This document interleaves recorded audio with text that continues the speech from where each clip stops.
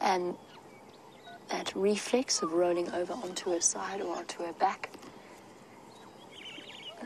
that was a fairly gentle lion mating, although you could hear the low rumbles and growls from the both of them.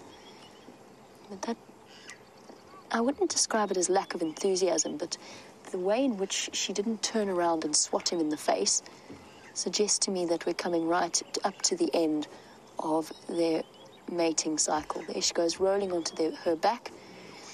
Most biologists agree that that reflex is a way of assisting in ensuring that the mating is successful and results in fertilization. It's all combined with what is known as the lordosis reflex that she demonstrated when she approached him. You might have heard some of the whining, growling sounds that she was making. And that, of course, I'd love to know the biology behind. Of course, is the same with all cats. It is a discomfort for her. I'd love to know the biology behind that induced fertilization. We know that she doesn't ovulate until there have been repeated mating sessions, but I would love to know what hormonal, and I've tried to find out, actually. There's a surprising lack of easily accessible information on it. But I would love to know what hormonal practices play a role. And she's up. She's also looking very hungry. She's seen something that immediately is an alert posture.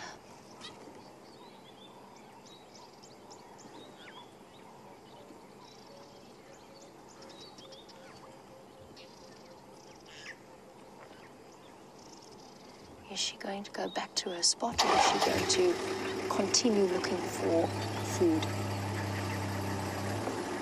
Or is she just moving away from him? He's not that interested in following.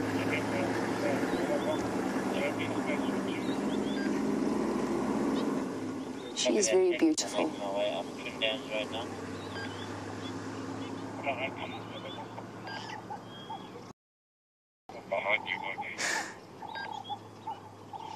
Aqua has suggested the possibility that the lioness is trying to sneak away from the male and has given some advice as to how she might go about that.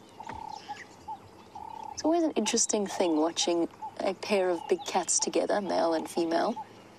There's a certain disgruntled air to both of them in this whole scenario. You can see how patchy her fur is around her neck, from where he's been biting and grabbing onto the back of it to make sure that she doesn't hurt him.